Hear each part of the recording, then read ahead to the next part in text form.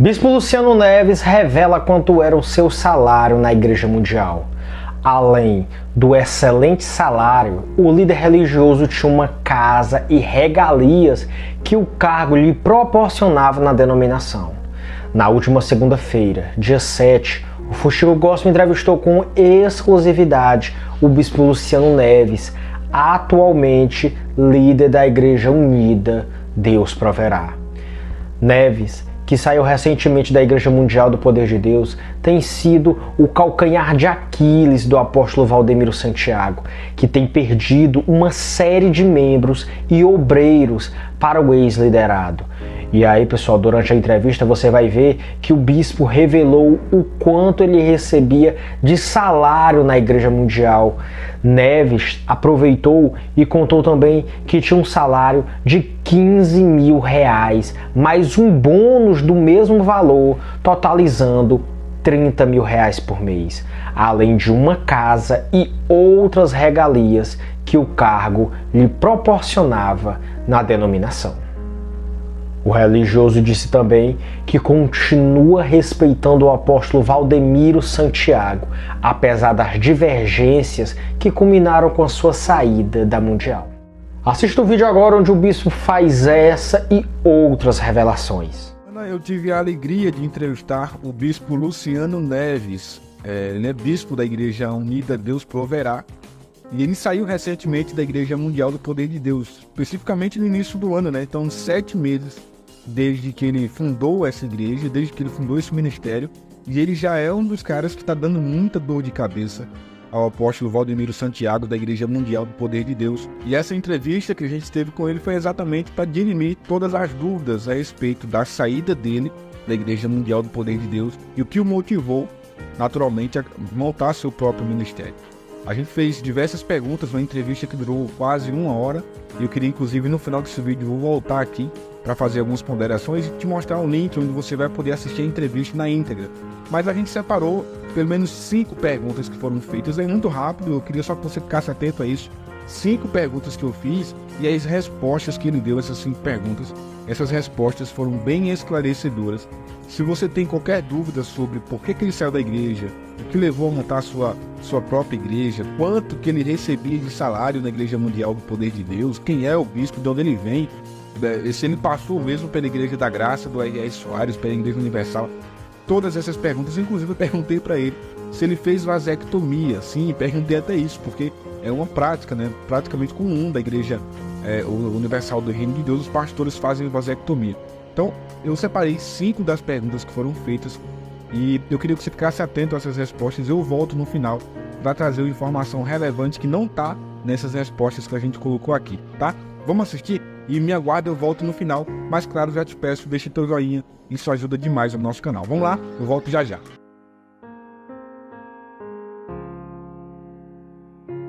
Quando o senhor passou pela Igreja Universal, o senhor chegou a fazer vasectomia? Que é comum dos pastores lá, né? Fiz, mas que quis, tá? Ninguém me obrigou, ninguém disse, se você não fizer, você tá fora. Não, eu fiz, tá?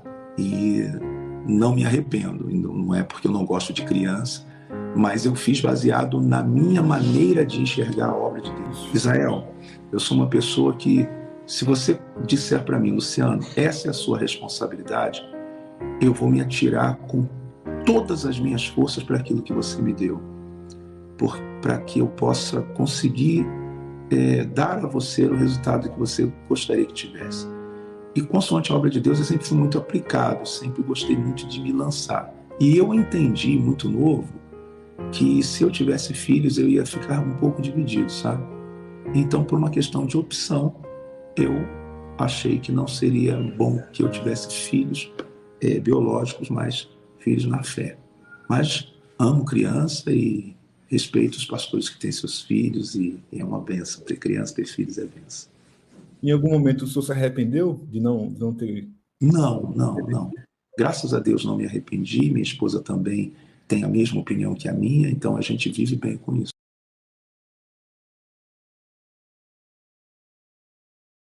E quando é que começa a ter problemas, então? Como é que começa isso? A questão... Como é que isso começa? Com o apóstolo apóstolo, né? O apóstolo, ele é uma pessoa que eu sempre gostei, sempre admirei e respeitei e respeito até hoje, né? Porque, assim, muitas pessoas não conhecem, sabe, Israel, muitas pessoas não conhecem Valdemiro Santiago. Sim. Na época fui levantado por ele a ser o bispo do Brasil, que no caso esse posto é a pessoa que auxilia ele diretamente a nível da igreja, no Brasil e no mundo. E ali eu começo a ter poderes de decisões na questão da gestão, da administração dentro da igreja. Ali sim começou as divergências, entendeu? Então, o senhor começou a ver que ele administra mal a igreja. É isso? Na verdade, quando eu digo a culpa acaba sendo dele por ser o líder, sim. Mas a gestão ela não está entregue não é ele que toma determinadas decisões, embora tudo passe por ele. Mas existiam pessoas que ele delegava que tinham poderes de decidir, que tinham poderes de dizer paga, não paga, faz, não faz. E eu, dentro desse poder que foi dado às mãos, começo a tomar algumas decisões para o bem da igreja. Sim. E ele é bem sabedor disso.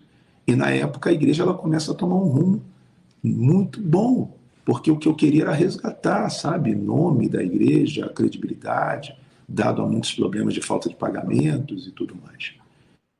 A gente estava enfrentando uma crise, na altura a pandemia, todo mundo viveu isso, então contribuiu para ficar pior do que estava, mas eu entendi que eu tinha alguns poderes, mas como envolvia questões de outras pessoas que, diga-se de passagem, fazia parte inclusive da família, então ficava um pouco difícil, porque como é que você vai questionar pessoas que, além da responsabilidade de administrar, têm laços de família?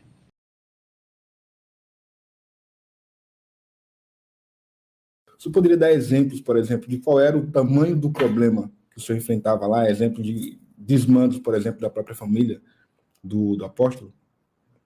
Não é questão. A questão é o seguinte: quando você está numa posição de liderança e você precisa tomar decisões, e eu acredito que não é só um problema comigo, mas é com qualquer pessoa, inclusive para quem está fazendo a pergunta, né? As pessoas que estão fazendo os comentários. Quando você está numa posição de decidir e você toma uma decisão para o bem de uma instituição, de uma família ou para uma loja, seja o que for, tá? E alguém que tenha supostamente um poder igual ou maior, depende, ou até que esteja abaixo, mas que interfere e prevalece a decisão dela, e você entende que aquilo vai prejudicar a instituição, então você vai chegar um tempo que você vai tomar uma decisão. Você vai falar, assim eu não posso liderar, assim eu não posso estar nesse cargo, até porque algumas responsabilidades do que acontecer vai cair sobre você que exerce essa função. Ué, mas não é o Luciano que assina, não é o Luciano que decide? Então por que isso está sendo feito dessa maneira? Não é? Então, existe aquela questão de, olha, paga isso. Não, paga aquilo porque fulano ou fulana disse que tem outras prioridades. Bom, eu não tenho acesso a essas prioridades. Mas a pessoa tem um poder acima do meu para dizer não faz. E você acata. Fazer o quê? E no momento que isso acontece, a decisão está tomada, o problema vai vir, com certeza, porque você já sabia que se não fizesse daquela forma, aconteceria de outra. Uma questão de visão. Vamos lá, eu vou ser um pouquinho mais claro. Eu entendo igreja nesse segmento, tá? Como não várias igrejas, como uma igreja. Então, você vai entender. Eu tenho uma conta para pagar de 10 mil reais. Se eu pedir 10 mil reais de uma igreja, é uma coisa. Se eu pedir R$1.000 das 10 igrejas que eu tenho, é outra. Então, me deram 1.000 e eu ainda tenho 9.000 para poder pagar outras coisas, honrar outros compromissos. Minha maneira de gestão coletiva, fazendo todas se tornarem uma. A liderança que ocupava determinados cargos paralelos ao meu não pensava da mesma maneira. Então eu dizia, gente, espera aí, isso é óbvio. Vamos por esse caminho. Vai ser mais saudável para a igreja. Agora, eu não posso dizer para vocês, o que se fazia, que prioridades são essas, porque nunca chegou ao meu conhecimento. Então, eu só sabia que na mudança de decisão, o que era para ser feito não estava sendo feito.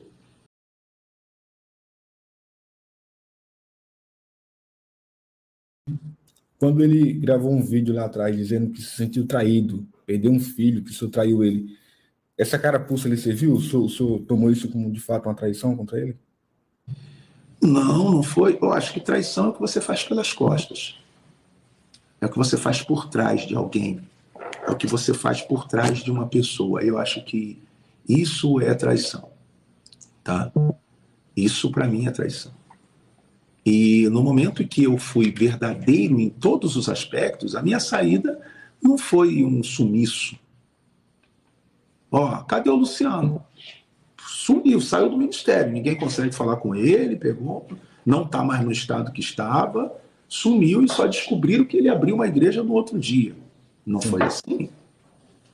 Eu estava ali, né? Foi numa madrugada de domingo para segunda, onde eu estava orando mesmo, falando, porque eu estava muito incomodado, sabe, Zé? Eu estava assim, oh Deus, será que é isso? Não é isso? Eu preciso entender isso, sabe? E Deus, ele falou, eu me lembro que eu dobrei meus joelhos, era umas 2h, 1h30 da manhã. E eu estava orando e aí eu levantei, sentei no sofá, estava tudo escuro na sala. Minha esposa, Marisa, estava dormindo. E eu sentei assim no sofá e fiquei olhando para o nada, sabe? E de repente Deus fala no meu coração, pega a Bíblia. Eu não tinha Bíblia ali. A Bíblia estava no meu escritório, na minha casa mesmo, no escritório. E quando eu vou até o escritório, eu encontro a Bíblia, provavelmente a moça que trabalhava lá devia ter arrumado, tá? E eu encontro a Bíblia aberta, sabe? Aberta no livro de Isaías, na minha mesa, sim, tá? No livro de Isaías, e eu, quando sento, bato o olho, Isaías 41, versículo 40, ou versículo 14. Foi assim, tchum. Eu não abri, eu não mexi, encontrei ali. Eu estava frito, pronto para tomar uma decisão que eu não sabia se era aquilo que eu tinha que fazer. E estava escrito, não temas, ó vermezinho de Jacó, povozinho de Israel, eu te ajudo, diz o Senhor, o teu Redentor, é o Santo de Israel. E aí eu começo a ler, Deus dizendo, eis que farei um trilho cortante de novo, armando lâminas duplas e tal, aquela coisa. Eu falei, Deus, abrirei rios nos altos, porque na minha oração eu falei, Deus, eu não tenho condições, eu não tenho dinheiro, vou abrir uma igreja, como? E Deus falou, qual é o nome que eu estou dando para essa igreja? Eu falei, tá, Deus proverá, então eu vou prover. E quando eu leio Isaías 41, 14 em diante, ali Deus falou, eu tive plena certeza do que eu tinha que fazer. Ao amanhecer, pego o telefone e ligo para ele. Entendeu? Já avisou ele? Exato. Eu ligo para ele. A ideia é que o correto é você entrar, se você entrou pela porta da frente, então você sai pela porta da frente. Não é? E foi o que eu fiz. Liguei para ele, olha, posso? Tudo bem? Aqui é o Luciano. Deixa eu quero falar uma coisa que é muito importante. Eu orei bastante para entender que era isso que eu precisava fazer, e eu não estou fazendo isso porque quero, eu entendo isso como uma ordem de Deus para minha vida. E até disse o seguinte, assim como um dia o Senhor esteve no outro ministério e entendeu que Deus está te levando para um outro propósito, e eu não duvido disso, eu acredito que isso está acontecendo comigo. E eu queria a tua bênção como meu líder. Foi assim. E ele chegou e não respondeu nada. Ficou quieto e mandou uma mensagem dizendo assim, Deus te abençoe. Eu recebi a mensagem e falei obrigado. E falei assim, eu vou voltar para São Paulo, eu vou abrir uma igreja, tá? Mas, por enquanto, eu estou aqui, o senhor pode, eu não sei quem é que o senhor vai mandar para cá, mas eu vou passar tudo direitinho para a pessoa que virá, o escritório, o estado, tinha cerca de 100 e poucas igrejas lá, então o estado direitinho, tá? Os valores das doações estão aqui, ó, guardados no cofre para poder passar para a pessoa. As contas estão pagas, os salários dos pastores, dos funcionários, as rendas, né, dos imóveis. Está tudo aqui, apóstolo. Fique em paz, tá? E eu só vou esperar o senhor dizer quem vem. Foi assim. Isso é traição?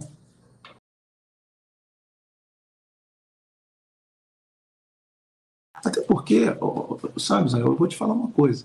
Se fosse por conforto, eu não sairia de lá. Eu tinha um belíssimo salário, uma casa excelente, era líder. Cheguei no ponto máximo da igreja. Eu saí de lá para quê? Se eu quisesse só dinheiro e viver bem, era ficar lá. Você pode falar qual era o seu salário lá, pastor? Bispo. Eu ganhava na altura 15 mil reais com mais um bônus de 15 mil. Então dava em torno de 30 mil reais, né, por mês. Fora as regalias do cargo, né, como líder. Se você chegou até aqui é porque você assistiu todas as respostas do Bispo Luciano, mas teve uma pergunta que eu fiz que eu quis realmente deixar para o final, tanto desse vídeo quanto do vídeo da entrevista. E essa pergunta é um bônus, né? A gente fez um vídeo com 5, mas essa é a 6ª pergunta, ela é de fato um bônus. Eu quero que você assista essa entrevista. Eu quero que você veja a resposta para a minha pergunta que eu fiz a ele. E quero inclusive te convidar para a gente se encontrar no vídeo onde você vai assistir a entrevista completa, a entrevista na íntegra, né? Se você viu aqui somente cortes, mas você pode assistir a entrevista na íntegra, clicando na tela, né? No link que vai aparecer na tela, um quadradozinho com a imagem. Você vai clicar e a gente vai se encontrar num próximo vídeo, que é exatamente o vídeo da entrevista durante quase 1 hora, o Bispo Luciano Neves. E aí ele fala, obviamente, bem mais detalhadamente sobre o seu ministério, a sua história, a sua trajetória e agora, né, o seu futuro na Igreja Unida Deus Proverá. Vamos lá? Eu te encontro no outro vídeo, mas fique agora com a pergunta bônus, a pergunta extra que eu fiz. Veja o que ele respondeu. Com a sua visão, inclusive administrativa, o senhor acha que a Igreja Mundial ela tem jeito ainda? Não. Do ponto de vista administrativo? Não tem. Não tem. Na minha opinião. Não, nada possa ser feito para melhorar? Não tem. O nível de dívida ele está infinitamente acima do que a igreja ela consegue arrecadar, tá? E o modelo de gestão nunca mudou. E não vai mudar.